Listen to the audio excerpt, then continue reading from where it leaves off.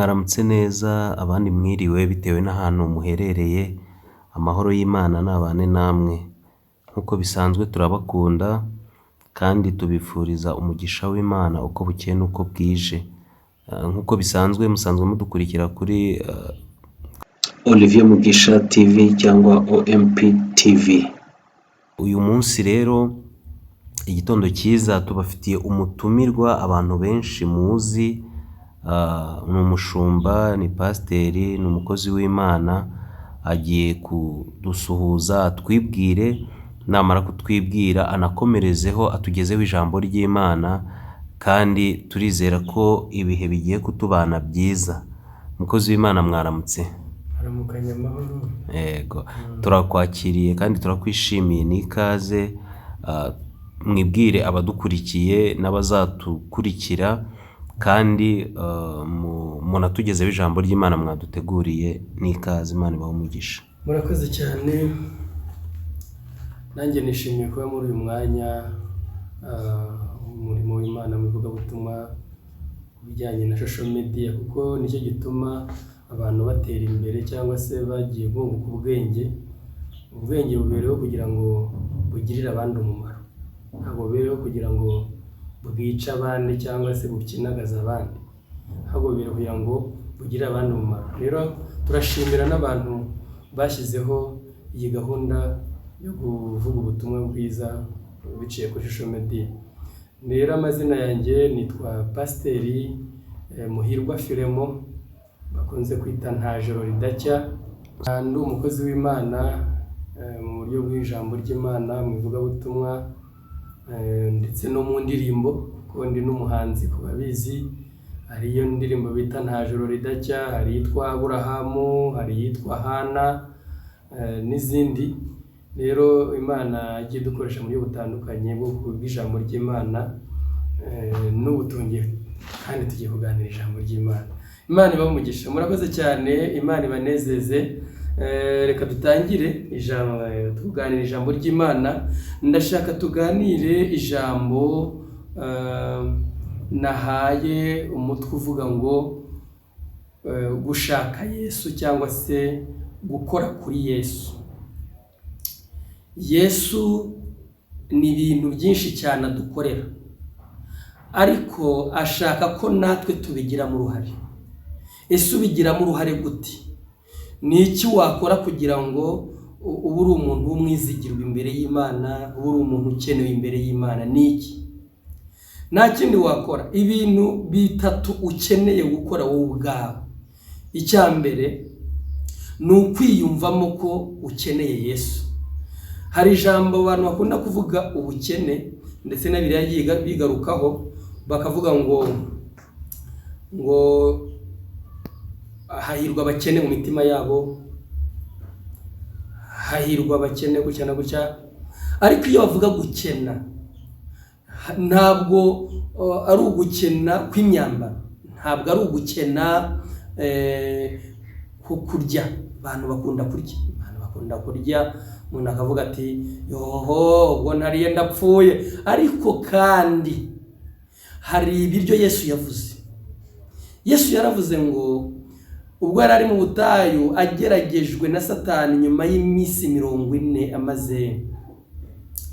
amaze kwiyiriza cyangwa se ashoje amasengesho, reka mbivuge gutyo, akenera kurya. Satani aramubwira ngo none uri umwana w'Imana, wafashe ibuye ukarihindura umutsima ukarya.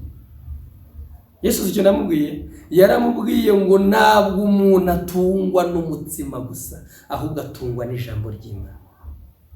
Iryo jambo rero niryo buzima, iryo jambo niryo shingiro ry'imibereho y'umukristo. None rero kugira ngo uhure na Yesu wowe ubwawe, ni ibintu bitatu nibyo nakubwiraga. Icya mbere ni ukumva yuko ukwiye kugira inyota yo kumushaka, kandi icya kabiri ukumva yuko hari icyo uri bumubwire utabwira undi muntu uwo ari we wese, utabwira mwene wanyu, utabwira so wanyu, utabwira mukuru wawe, utabwira n'umugore washatse cyangwa umugabo mubana wagukoye. Icyo ni icya kabiri. Icya gatatu ukamugirira icyizere, kuko buriya abaroga bajya kuroga, impamvu bibabera nk'uko bashaka, babanza kugirira icyizere uburozi bwabo, bakanagirira icyizere ubaha ubwo burozi. Rero birambabaza kumva umuntu w'umukristo atagirira icyizere Kristo wamuhamagaye, akayemera no gutanga amaraso ye. Ibyo ni ibintu dukwiriye kwikuramo, ukavuga ngo Yesu wampamagaye, Yesu wantangiye amaraso, ndakwizeye. Kandi wamwizera ntibibi byo ku mubiri, ahubwo bikaba muri wowe, ukabigendera, ukabyambarira, ukabyicarira, ukabihagurukira, ukumva Kristo ni ubuzima kuri wowe. Hano rero hari umugore wabigerageje. Nimwe dushaka kurebaho ijambo dusanga muri Mariko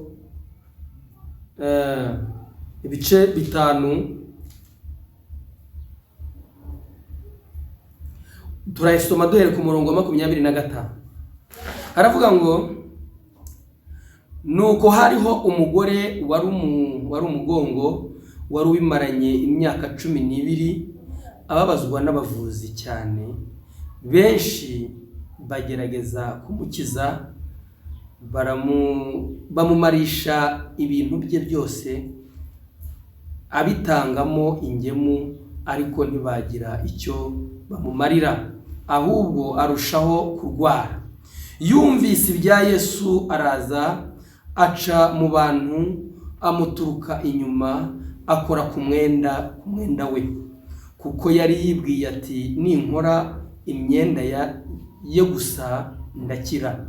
Uwo mwanya isoko y'amaraso irakama, amenya mu mubiri we yuko akize cya cyago. Yesu nawe yiyumvamo ko ubushobozi bumugabanyutsemo, ahindukira abyigana n'abantu, arababaza ati ninde ukoze umwenda wanjye?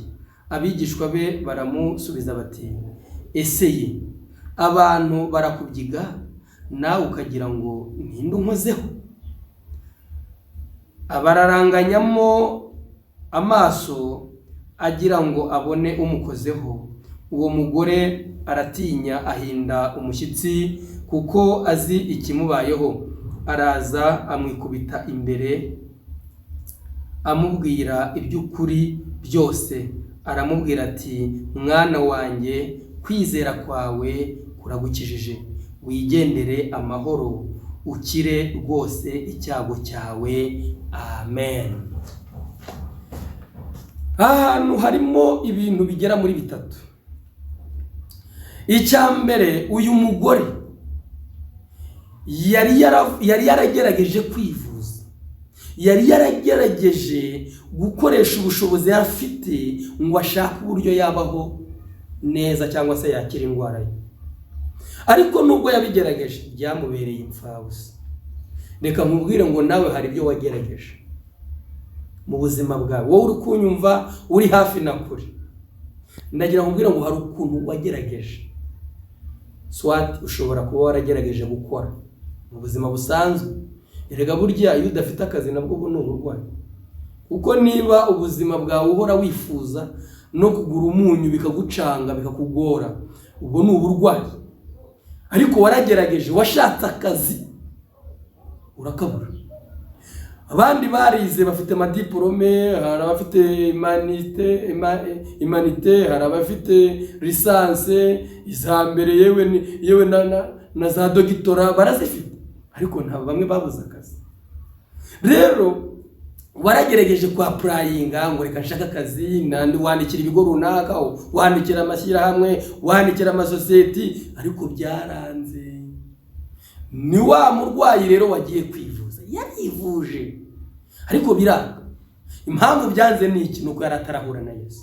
Nawe rero impamvu bikiri kwanga nuko utarahura na Yesu. Umunsi wahuye na Yesu bizikora. Umunsi wahuye na Yesu gusa mugahura nawe ukamenya icyo gukora, bizikora. Iyo Yesu muhuye rero ntabwo muhura gusa ngo ni ugushakisha. Erega nawe uramukeneye. Erega ni wowe umukeneye gusumba uko nagukeneye. Erega hari umuririmbyi yavuze ngo abagezeyo baragwira. abagezeyo baragwiriye baranezererwa umwana w'Imana, abandi bari mu nzira muze mwisigara. Hari abandi bagezeyo ku bwa Yesu bari bagwiriye, ariko nawe aracyagushaka. Niyo mpamvu tukibwiriza, niyo mpamvu tukivuga ubutumwa. Nuko nawe ugikenewe imbere ya Yesu, nuko nawe ugikenewe. Noneho rero hari ikintu ukeneye bwa mbere, ukeneye kugira ubushake. Ubushake bumeze gute? Nubwo gukenera Yesu. Bimwe nigeze gutangiraho mvuga, ubukene ni iki? Abantu bazi ngo hari abakene, ariko umuntu wese mu isi arakennye, kugeza no kuba perezida bayoboye igihugu. Niyo mpamvu uzasanga perezida nubwo ayoboye igihugu, ariko inshuro nyinshi uzumva ngo yakoze urugendo ngo agiye mu mahanga, yagiye gushaka ubushuti n'ibihugu bikomeye bimurusha ubushobozi. Urumva hari ibyo akennye. Ibyo akennye rero arabishakisha, arahaguruka akagira gute, akabishakisha kugira ngo abaturage be babeho neza. Aravuga ati dukeneye amashuri mu gihugu, none amashuri nta bushobozi buhari, cyangwa se ubushobozi, amafaranga twinjiza ni makeya, ntabwo ari kubaka amashuri akwiriye. Agahita avuga ngo ariko rero Amerika yateye imbere, ariko se nta kuntu twakegera abanyamerika nibura bakadufasha kubaka amashuri, iterambere ry'icyaro. Akagenda muri Amerika akabwira perezida w'Amerika ati rero mwege mwageze iyo mujye nimudufashe natwe mutuzamure. Ariko birumvikana nawe ntabwo yagufasha atazabyungukiramo. Aravuga ati okay turagufasha, akoze tuza tuzungukira he? Nka perezida yoboye igihugu rero aramwereka ahandi bazungukira. Hanyuma nibarangiza baza no gushoboza amashuri yubakwa. Muzabona amashuri yubatswe, imihanda yubatswe, ngo igihugu cyateye imbere. Perezida yavunitse, hari ibyo yarakennye, arahaguruka aragenda. Wowe ukennye urahaguruka ujya he? Uri kujya kwande? Wowe ukennye kandi ukaba ukennye umutima, uri kujya hehe? Ninde uri bumara ubukene bwawe? Nta wundi, ni Kristo wenyine. Uyu Yesu niwe banze ryo kwizera, niwe mbaraga z'abamwiringira, kandi niwe byishimo by'abamwemera. Niba ukeneye ibyishimo, umva ukeneye guhaguruka ugashaka Yesu, kandi nimuhura umubwiza ukuri. Kuko abantu bari kuzira kutabwiza Yesu ukuri, ngo urumva, ngo urabona, ngo erega, ngo biciye nkaha, ngo bikagenda gutya, ngo wenda ngo hari uko byagenda. Oya, wijya guca inkereramo icyamo, wa mugani w'abandi ngo bavuga ngo sinzi ukuntu babita, mbega bajya batajya bavuga ngo beruye. Ntumbaze, ariko birakenewe kubwiza Yesu ukuri, kuko nawe iyo akubwiye akubwiza ukuri. Rero uyu mugore ngo yari yaragerageje kwivuza, arivuza bishoboka, arangije ashyiraho n'ibye. Yewe ibimenyetso bigaragaza ko n'abantu bari baranamuhunze, kuko yari yarabaye igicibwa. Nubwo bamuhunze, ariko Kristo we ntabwo yari kumuhunga. Nubwo bene wabo bamutaye, ariko Yesu ntiyari kumuta, kuko Bibiliya irambwira ngo nkunda bankunda, abanshakana umwete nibo bazambona. Nawe nugira umwete wo gushaka Kristo azakwiyereka, uko byagenda kose muzahura. Yesu arangije ngo aratambuka, kandi uzahano Yesu yaragiye. Yesu ngo yari kujya ku mugabo witwa Yayiro. Uyu mugabo ngo yari umukire, yari umuyobozi. Hanyuma ngo aravuga ngo nyakubahwa, nagusabaga uzumpiriza umwana, ararwaye ararembye. Hanyuma ngo abigishwa bagerageza kubisobanurira Yesu, baramubwira ati erega mwigisha, uyu ni umuntu mwiza, hari n'isinagoge yubatse, hari ni umuntu kabisa ukwiye gutabarwa, kuko natwe tugira umumaro. Rero reka hari igihe abantu bajya bivugisha ngese ngo kubera iki ngo abahanuzi ngo bakunda ngo kujya ngo kubakire, abapasiteri ngo bajya mu bakire ngo bagira gute, ariko ubundi wabaye gute? Urashaka bajye mu bakene gukora iki? Yesu ubwe yaravuze ngo nimujya mu mudugudu mubanze murebe umudugudu ukwiriye ufite ubushobozi muwinjiremo, hanyuma babakira. Ariko uzi ikintu Yesu yaravuze ngo nugenda mu mvuga butumwa ngo utumye, ntuzanajyane imyambaro ibiri, ntuzanajyane n'ibindi bikoresho. Hoya, bazabamenyera byose, bazabaha byose, bazabakorera byose, bazabambika, bazabarisha, bazabaryamisha heza. None wowe niba uri umukene utagira na matera yo kuryamaho, umuntu nagusura uzamuryamisha ko umushyitsi akeneye kunywa icyayi mu gitondo n'umugati, wowe ukaba urya ikijumba cyokeje cyangwa kitanabonetse, uwo muntu uzamugenza ntazaguteza ibibazo, ugasigara uvuga ngo mana ngo dore umuntu unyoherereje ngo nufashe amadeni ngo none nzayishyura nde? Ubwo se urumva hari umugisha urimo? Ahubwo wowe uko imbaraga zawe zingana gerageza gukorera Imana. Niba umushyitsi yagiye kwa pasiteri cyangwa agiye kuba mu kiruvuga, ukaba ufite inkoko yawe itera amagi, fata amagi yawe 3 uyajyane ku mukozi w'Imana, uvuga ati bakozi b'Imana nizanye amagi muyatekera umukozi w'Imana kuko nange ndashaka umugisha. Ndakubwiza ukuri ayo magi azabyara inkoko, abyara ihene, abyara inka, ugira ubutunzi kuko watuwe umugisha n'abakozi b'Imana. Ariko nujya kwipasa muri ngo uzamucumbikira wawe bizemera se? Akeneye koga amazi ashyushye, none amazi ashyushye utagira n'amakara, ujya gutoragura udukwiye pfiriya ushaka ibyakatsi, bizemera se? Urumva bizemera? Ntabwo bizashoboka. Ariko nugenda uko imbaraga zawe zingana, Yesu azakugirira neza. Niba hari icyo ukeneye, egera Yesu. Niwe ukenura imitima, niwe ukenura umuntu wese uko akenye. Nakubwiye ngo buri muntu wese arakenye mu isi, ntazagira umuntu ukubeshya we nakubwiye ngo uri umukene cyane. Oya, ufite icyo ukenye ariko n'undi afite icyo akenye. Buri wese agira icyo akena imbere y'Imana. Niyo mpamvu Imana ari we mutware wa byose. Bivuga ngo niwe rugira byose. Yewe rero bigeze mu mitambo ngo uri sambi tarumbura igiti cy'inganzamarumbo, urubuhungiro rwahugungiraho uri imbaraga z'abakwizera. Uri riba rimara inyota, nta wundi ubishoboye ni Data wa twese mwiza. Hanyuma rero uyu mugore ngo amenye inkuru yuko Yesu ari gutambuka, aravuga ataha narahumanye. None uko nahumanye ninde muntu wanyegera niba nambona ko banyirukanira kure? Ko nabaye igicigo iki? Mwibuke ko uretse kuri iki gihe muri mwidembe, niko mu Rugande bavuga ngo turi mwidembe. Yesu yaduhaye idembe cyangwa se yaduhaye kwisanzura n'amahoro. Ariko ubundi kera nta mugore wajyaga mu mihango ngo ajye mu ruhame rw'abantu. Yabaga ari igicibwa, yajyaga ahantu kure akazagaruka mu bantu, ibyo bintu byararangiye. Hari n'umwambaro yambaraga umugaragaza ko ari mu ibyo bintu. Ariko ubu ngubu turahura tukanagendana ntimumenye ko byanabaye, akaba nubwo bihinduka ikibazo. Ariko Yesu yatugiriye neza nyine, mumenye ko muri mu gihe cya Yesu, gihe cy'imbabazi nicyo turimo. Niyo mpamvu umuntu wese yigira n'ibyo yishakiye. Ariko ndababwiza ukuri, Bibiliya iravuga ngo nimugumana nanjye nzabereka ibyo Data yabahishiye. Haleluya. Rero ndagira nkubwire ngo uyu mugore aravuga ngo nubwo abantu banennye, nubwo abantu banyanze, nubwo abantu batakintekerezaho, ariko hari Imana ishobora kubikintekerezaho. None ubwo Imana yabintekerezaho, nanjye henga nze gushaka Yesu. Arangije ngo aca mu bantu, aragerageza ngo arasesera, akora ibintu bita gusesera. Rero bitandukanye n'abandi babyigana, kuko hari abantu baba bari kubyigana ngo baragenda barabyigana, abandi bigira abagagasi, bigira abantu b'amatuza, atuhoyasha nanjye ninjye mureba neza, ninjye muremure, bakigira gutya bakazamura amajosi, ati ninjye muremure ndamureba neza. Ariko ntago bari bafite impamvu yo kumureba no kumukora. Ariko wari ufite impamvu n'intumbero. We ngo yaraseseye, aca no maguru y'abantu hasi, yemera n'akambakamba, yemera aravura cyangwa se agenda kurunda ku butaka kubera icyo ashaka. Icyo ushaka rero urakizindukira, icyo ushaka urakirukira, icyo ushaka urakiruhira, icyo ushaka urakomeza ugahatiriza paka ugeze ku ntsinzi y'icyo ukeneye.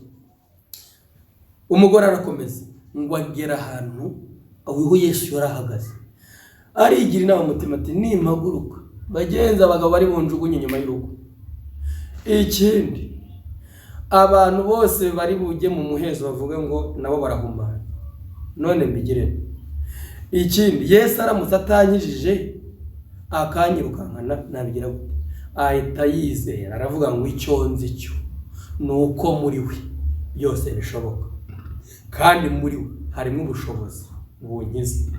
Rero ubwo ubwe yihagije, bisobanura ngo n'umwambaro yambaye n'uw'agaciro. None ubwo ari uw'agaciro, henga bari we nkoraho. Ngo agenda gake, arangije agakora ku nshunda z'umwenda. Ngo amaze gukora ku nshunda z'umwenda, ngo akoka ngo yumva ko muri wakize icyago cyiwe, ngo isoko y'amaraso irakama, ngo amara gukama ngo ahita asubira inyuma, ngo asubira inyuma aragenda ngo yihisha mu bantu. Yesu udahishwa ngo ahita amenya yuko imbaraga imuvuyemo. Arangije aravuga ngo yemwe muretse, hari umuntu nkozeho, ndumva hari imbaraga insosorotse, kandi iyo mbaraga ikoze ikintu. Kamubwiza ukuri, aho umuntu witwa Yayiro yahise agira ikibazo aho hantu. Umuntu ndamujyanye yagiye kunyiriza umwana, none imbaraga imuvuye, baracyageze wanyu kumara iki? Yewe data we, ahita abwira abasekatari, mushaka uwo muntu ukoze kuri Yesu, mumunshakire uko byagenda kose, ngiye mumunshakire umuntu ukoze kuri Yesu, bamunyereke gusa. Abantu baracakashaka, bayigishwa bati erega nyakubahwa rwose nawe urabona abantu bari gukeneye ari benshi, bari kubyigana, bari ni wa wundi bashaka, none ureye ngo tubigire gute? Twakubwiye ngo tuguterure basi uranga, twakubwiye ngo tugushakira agatuti ngo uhagarare hejuru aho batagukoraho uranga, none se turabigira dute? Aravuga ati mwege muretse, ababyigana ndabareba, kuko babyigana ntacyo babyiganira. Niba abandi bashaka ibyubahiro bishaka kwinjira mu nzu mu murimo w'Imana, ngo barahamagaye Imana itarabahamagaye, bene abo muzabamenyera ku nda zabo, bazashaka gushyira inda imbere. Niba abandi bajya no kubwiriza, akinabwiriza ngo murafashijwe, bati turafashijwe, barangiza yareze ati ubwo mufashijwe mu mpiseni nk'amafaranga, bati muyampe. Ati Pawulo yaravuze ngo muduhe ibyo kurya by'umubiri, unaga tubahe iby'umwuka, ariko wowe gatsindwa we, ninde waguye kugurisha iby'Uwiteka? Iby'Uwiteka bigira inzira binyuramo. Niba Imana yaravuze ngo nzakugaburira, igomba kukugaburira udasakujije, utageze urusaku mu ijambo ry'Imana.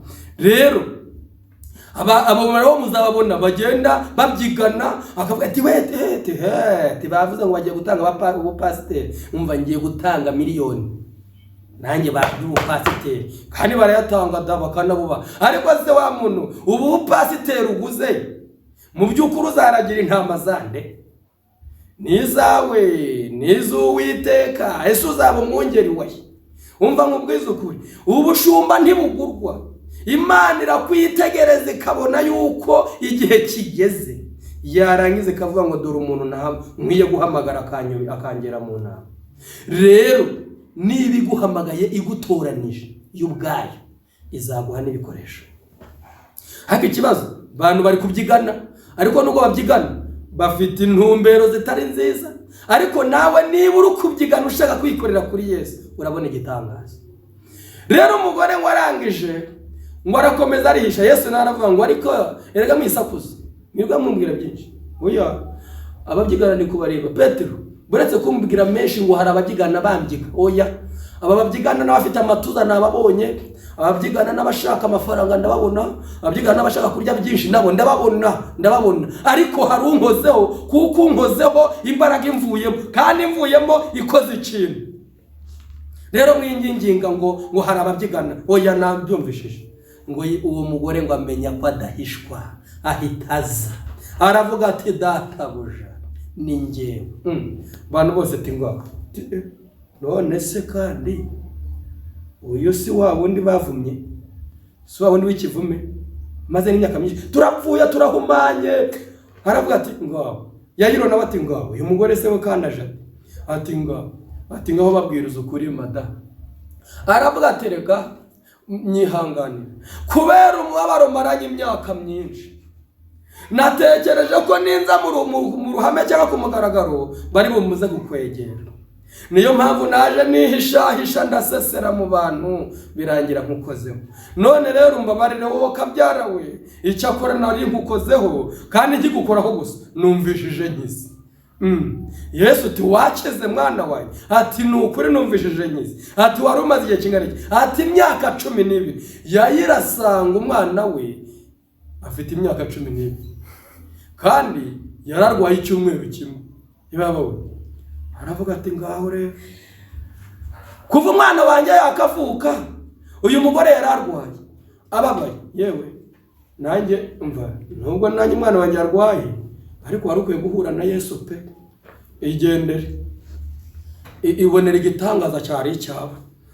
imyaka 12 iti 12 ati naragerageje yewe narivuje natanze za ruswa ngo mbona akazi nanyuze hepfo ngo biranga naciye haruguru yewe biranga ariko nkukozeho gusa ndakira. Yesu ahita amubwira ngo mwana wanjye igendera amahoro maze ukiri icyago cyawe burundu ntuzongera kurwara. Umva, hari abantu rero bakira nibaze gushima imbere y'abashumba bakavuga ngo byararangiye yohoho umushumba atarakwatura ijambo ryo gukira uracyarwaye. Niyo mpamvu Yesu yabwiye yaduhamagaye nk'abakozi ngo twaturaho abantu amagambo y'umugisha n'ijambo ryo gukira. Rero niba ukiriye mu nzu y'Imana cyangwa ugakira aho ukirira hariho hose, irifa gufata ituro ryawe ukajya kwiyereka umushumba wawe ahari hose cyangwa se mu rusengero ukababwira ngo ni ukuri nari ndwaye kuko uvuge mwasenya cyangwa se narasenze Imana irangiza, nashaka ngo mwongere munyatureho ijambo ryo gukira. Umukozi w'Imana akavuga ngo Imana yagukirije yongere gukiza icyago cyawe ntikizagaruka ukundi. Abantu bose Yesu yakije yarabwiye ngo murakiza ariko ntimuzasubire gukora ibyaha ukundi mugende. Abo rero atabibwiye byarongeye birabagaruka. Muri Bukababembe ngo yabakirije ari 10 hanyuma ngo hagaruka umwe aza gushima arabamubwira ngo bagenzi bawe 9 bari he? Ati simbizi ariko ngewe byambayeho nabishyize ku nkingi y'umutima numva yuko mwibuka bashira. Aramubwira ngo mwana wanjye igendere icyago cyawe kirakize burundu ntikizanagaruka ukundi. Ubwo rero uwo biva ngo muri 10 hakize umwe kabandi batagarutse gushima. Umva, birakenewe yuko ushima Imana kandi bigaca imbere y'abashumba n'ikimana yakiriye abashumba. Inde wakuguye guca amazi abashumba Imana yarabahamagaye ikabatoranya. Ngo urumva ngo niyo ntajya mu rusengero ngo niyo ntasenga. Bamwe bigize abapasiteri ku mbaraga abandi Imana yibabwiye ku musozi. Umva, abantu mugenda mubwira abantu ngo muri abapasiteri batarabimitse Imana izabakubita inkoni mu bitugu bizaturika. Kubera iki? Mwigize abashumba batamutaragizwe abashumba. Warindiriye ukagera ku gihe cyawe Imana ikagukoresha ukareka kwigira ibyo utari byo. Imana irababaye kuko abantu barimo bigira ibyo batagizwe nayo bakayobya intore z'Imana bakabujya abantu b'Imana. Uziko nibirivuga iravuga ngo wowe mukuru aho kugira ngo uyobye uyu mutoyo ukiza vuba. Umva, ngo bagufata ngo aho kugira ngo ubeho birutwa ko bagufata bakakushira ikintu kitwi urusyo mbese ngo urunuguru ubuye ruremere ngo bakarugushiraho ngo ubundi bakakujyana bakujugunya mu nyanja kagumayo ukaribwa n'amafi aho kugira ngo ukomeze ubeho uyobye intore z'Imana. Biravuga ngo urabikora nka kwihorera kwibira ko mpamwe ntabwo ariko igihe kimwe nzabishyira imbere ko bikurikirana. Nubwo ndi kubwira abantu gutabarwa ntabwo nibagiwe n'abakorera ibyaha mu murimo niba muri kugarukamo ikintu nk'icyo. Ariko rero wowe ufite inyota yo gushaka Yesu ukaba ufite inyota yo gukurikira Yesu no kumukuraho uraje umubone. Narindi kukurangira inzira nziza. Girira Yesu icyizere, cyo ni cyambere. Icya kabiri, mushakana umwete. Icya gatatu, wowe ubwawe kubera ko hari icyo ukeneye, kubera ko hari icyo ushaka, haguruka utumvishije amabwire ya rubanda, utagize n'ikindi kintu cyo ku ruhande wumviriza uretse inkuru za Yesu. Niba Yesu aguhamagara ngo ngwino musanga umwegere akugirire neza aruhura umutima wawe. Uyu mugore nawe yararushye kandi Yesu nubwo yaragiye kwa Yayiro ntabwo byamubuje gukomeza. Nubwo yaravuze ko imbaraga imuvuyemo yashaka kugaragaza ko imbaraga imuvuyemo kandi ikoze n'abantu ngo bamenye yuko hari igitangaza kibereye aho ngaho. Mwibuka ko byageze imbere gatoya bakamubwira ngo baravuga ngo wa mwana yapfuye. Yayiro nawe atekereza ko kare Yesu yavuze ngo imbaraga yamuvuyemo. Aravuga ati se ubundi ndarushye umuntu ajya he bwa mbere yavuze ngo imbaraga imuvuyemo kandi ngo arumva acitse intege. Nenda gukomeza njyana umunyantege nyiwanjye gusa aramarira iki noneho ngo aranapfuye. Ubwo se umuntu upfuye uyu muntu imbaraga zashizemo aramukorera. Atabateraga mwigisha siniriwe nkurushye ati barambwiye ngo wa mwana birarangiye. Ninko yakamuga ati za mbaraga wakoresheje cya gihe ukiza wa mugore iyo uza kuba ukizifite twari kujyana ukamukiza, none zagiye, ihangane wisubirireyo nta kundi. Yesu aravuga ati nuko bimeze ati okay, nta kundi reka tujyane tujye kumuzika. Haleluya. Ariko Yesu ntabwo atekereza nkuko dutekereza, ntabwo atekereza nkuko twibwira. Gusa Yesu nubwo imbaraga yari muvuyemo, ariko hari izindi zari zisigaye, zari ziri ku nkingi y'umutima, kandi izi mbaraga ziracyahari na n'ubu. Uko yari kera n'uyu munsi niko uko yakoraga icyo gihe n'ubu aracyakora. Reka nkubwire, erega barakomeje, si ngo baragiriye, barakomeje ariko bagenda barira. Nawe kandi aratuje nk'umuntu ugize agahinda, nk'umuntu uko kugize ikibazo mu nzira ko umuntu yapfuye yaragiye gukiza. Bagezeyo rero bati uwo mwana ari he? Yinjira mu nzu. Yinjiye mu nzu bati munyereka harya, aragenda. Warangije ngo arasengera hana akarambararaho, aragasengera, maze ugasengera ngo karabunze, karazanzamuka, karahagurutsa bati yemwe muze mwakira umwana wanyu. Haleluya. Rero na nyuma ya zeru arakora. Reka nkubwire, iyo wagize umwete wo gushaka Yesu nawe azahuri kandi asigaye akoze igitangaza. Yesu nagusura azagusigira gusa. Yesu yaransuye rero umunsi umwe byari byankomeranye, nagize ikibazo mbega mvuga nti Imana aha hantu ndahava. Ati icyo kibazo ni ikihe? Nari mfite ikibazo, nari ndi mu nzu ntishyura, mbese nari ndi mu nzu nishyura ariko ndenzaho igihe kirarenga kwishyura, mbona mbese baye ikibazo kwezi kumwe, mezi abiri, mezi atatu. Noneho nyirinzu ararakara abwira umuntu ngo mubwire uwo muntu uri mu nzu yanjye nimba ari umuntu w'umukene udashobora kunyishyura yijyane ku murenge yiripotinge ko ari umukene, hanyuma dufatanye n'abandi bantu kumufasha nk'umukene udafite uburyo, umurenge umushakira ahantu. Iryo jambo rirambabaza.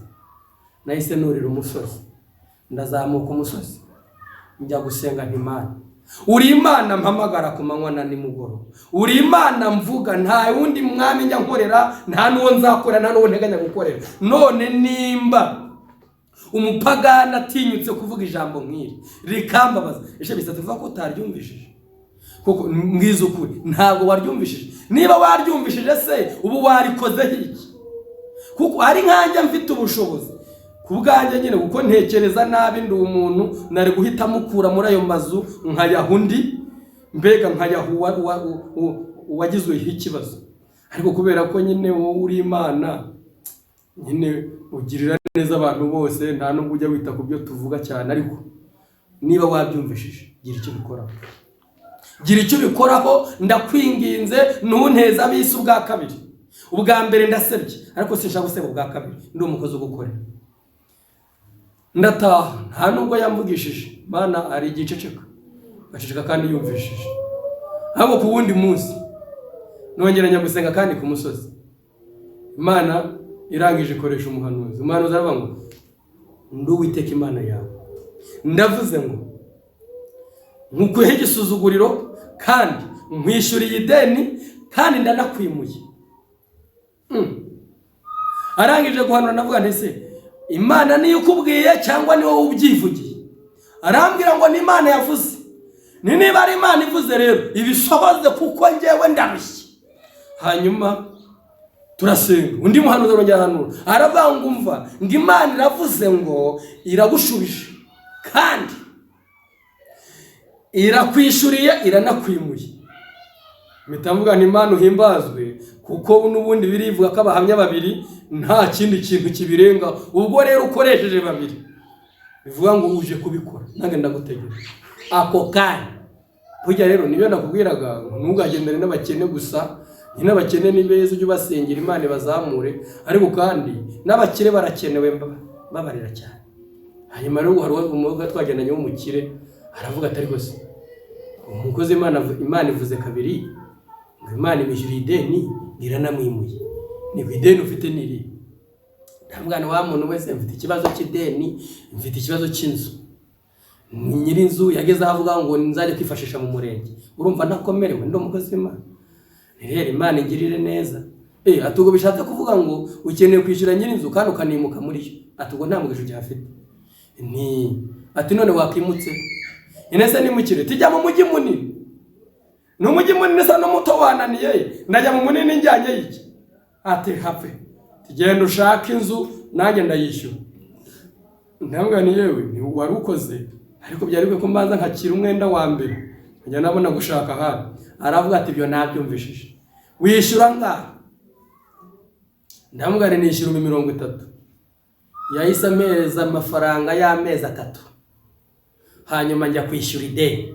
Hanyuma kandi ahita ambwira ati dore uyu niwe ngiye guha amafaranga, uzamunyureho ugiye cyose uzabonera inzu mu mujyi munini uzaze wishyure. Soko nimutse, ariko kugira ngo Yesu ntago ajya yumva, mvugira ngo amen. Yesu wimva, Yesu uko byagenda kose umubwire gahoro, umubwire cyane, umubwire ucecetse, icyo ashaka nuko umushaka n'umwete, kandi ukaba umufitiye icyizere. Niba umufitiye icyizere no kubikora azabikora, kandi azakora ibirenze ibyo utekereza. Rero uyu mugore nawe ngo ahura n'igitangaza, kandi na Yayiro nawe abona igitangaza. Bivuga ngo buri muntu wese ushatse Yesu uko umushatse nika kwiyereka. Ndi kwinjira mu musozo w'iki cyigisho, nahaye umutwe uvuga ngo ushaka Yesu kandi ukamushakana umwete, warangiza ukamugirira icyizere, warangiza ukamushyira mu mutima wawe, ukumva muri wowe nta wundi uhari watabara atari we, nta wundi wakora atari we. Ndangiza nkubwira ngo wakurikiye abantu baraguta, wakurikiye imiryango iraguta, wakurikiye amashuri yaragutaye. Ese amashuri atuma umuntu gute? None se iyo urangije kwiga kamara imyaka 2, 3, 5 nta kazi, kugira ngo amashuri bataragutaye. Rero iyo umaze imyaka 3 utari gusubira no mu bitabo, burya nibyo yize biribagirana. Uzuko ugenda ukaba nk'umuswa kandi wari umuhanga, wabaye gute? Umva, ndagira nkubwire ngo nta wundi wakugirira neza, nta wundi wakurengera atari Uwiteka. Yesu wenyine niwe uduha ntaducyurire. Ariko umuntu anakugirira ibyiza bugaca bigucyurira, ngo ashange yataba ari ngese ngo namwinje muri ministeri runaka ugira ngo abatarapfuye. Umva, dufite Yesu w'umukire, dufite Imana ikize. Haleluya. Mu bagande baravuga ngo turi nakatonda we mugaga. Uyu mugaga asinga, uyu mugaga kugambye ntino wali wo mugaga twetaga, waliwe mugaga twetaga mu bulamu bwaffe. Oyo mugaga bamwita Yesu Kristo, mwana wa Katonda mulamu. Oyo mugaga kugambye tandika kati okimala okuwulira ekigambo kino, tandika kati okwetaaga Yesu omugoberere buli kaseera buli saa ogambe ati ayi Yesu nkwagala nnyo, njagala onsemberere, njagala onsitule, njagala onaaze n'omusaayi gwo, njagala okufuuka omwana wo omwoyo omutukufu abeere naawe. Nagira ubwire ngo buri munsi ujye uvuga ngo Yesu ndagushaka, Yesu ndagukeneye, Yesu ndakwifuza mu buzima bwa. Yesu aguhagurutse, Yesu yongere agushyira ukeneye kujya, Yesu yongera kubake uhinduka inyubako ye. N'uburi inyubako ye, inyubako yawe uhora uyisura, nawe azahora asura inyubako ye. Kandi inyubako yawe ntiwakemera kimera nk'ibyatsi, ntiwakemeramo ko imbeba ziyicukura umunsi ku munsi. Iyo zicukura urongera ugashyira nk'amabuye, ugashaka n'isima ukongera ukahoma, kubera ko n'inyubako yawe ntiwifuza ko isenyuka. Rero nuhinduka inyubako ya Kristo Yesu azahora agusura umunsi ku munsi, umwanya ku mwanya, ukuri inyubako yiwe. uyu mugore yakurikiye Yesu, arasesera, akoze kuri Yesu bimubera igitangaza, arakira. Nawe kurikira Yesu, numukoraho gusa urakira icyago cyawe icyo ari cyo cyose. Akamubwira ngo ushobora no kuba urwaye nawe uri kunyumva, Imana irakiza. Za kanseri zirakira, narabibonye. Twasengeye abantu barwaye indwara zitandukanye barakira. Za sida zirakira. Ndibuka rimwe nigeze kujya mu gihugu cy'u Burundi, njya ahantu bita mu Kinindo, banyereka umuntu wari urwaye, yarabaye paralize, amaze imyaka 3 adahaguruka. Ariko uyu muntu naramusengeye, ndavani mu kwizera amaraso ya Kristo Yesu, haguruka. Ndamusengera, mfata amaguru ye ndayagorora, muvana ku gitanda, nshyira amaguru ye hasi, ndamusengera. Ndangije mfata amazi ndayasengera, naya mazi n'amazi na amaraso ya Yesu, genda uyanyweho ayandi yoge, n'Imana iragukije uhereye akaka. Numvaga muri njyewe binyuzuye. Ariko uwo munsi yaroze, ajya muri dushe, igitangaza kiba kirabaye, asohoka bwa mbere, aza muri saro yijyana, ari kugendera ku gikuta cy'inzu. Imana iramukizana, ni isani muzima, twari imodokari, ni umuntu ukora imirimo ye ya buri munsi. Imana iramukije. Nawe nukurikira Yesu, Yesu azagukiza. Ushobora kuba umaze igihe urwaye indwara zidasobanutse, waragiye no kwa muganga byaranze, cyangwa se abadayimoni baguterereje, cyangwa ari ibindi bintu utazi, cyangwa se ni za kanseri. Yesu numwizera, aka kanya akira gukira. Mu izina rya Yesu akira gukira. Wowe uri kunyumva, akira gukira. Yesu arashoboye. Ntabwo uyu mugore yarazi yuko yahura n'igitangaza kingana gutya. Yarazi ko ndana cyo azagenda akira gake gake, ariko yakiriyaho ako kanya. Yesu yo muhuye abirangirizaho. Ntabwo ajya avuga ngo urumva ngo ejo bundi, ngo ejo hashize, oya, ngo ejo hazaza, oya. Iyo avuze ngo ndakoza abakoze, iyo avuze ngo ndakuruhuye abakuruhuye, uruhuka imiruho n'imihati byakubazaga byose. Imana ibagire neza, mugire umugisha w'Imana, muba amahoro. Hanyuma Yesu twizere abe inkingi y'ubuzima bwawe. Yesu twiringe, umugire ibyirato byawe, umugire inkingi y'ubuzima bwawe, azakugira neza. Reka dusenge. Imana Data, Imana y'imbaraga nyinshi, Imana y'ububasha n'ubushobozi, Imana idahindurwa n'ibihe, Imana igambiriye ibyiza kubera, Imana ifite ububasha n'ubushobozi. Muri wowe birahinduka, ujye ubihindura. Muri wowe ujye ubihindura. Muri wowe nta handi bikorekera, ni muri wowe. Kandi abakwiringiye ntabwo bazakorwa n'isoni. Niko wavuze, waravuze ngo abakwiringira ntibazakorwa n'isoni. Mana, nshingiye ku mikorere yawe, nshingiye ku ijambo ryawe wavuze ngo nimumpamagara gusa nzumva, nimumbwira ngo murakene nzabakenura. Ibyo warabyemeye. Nimumbwira ngo nzaho muri nzazaho muri.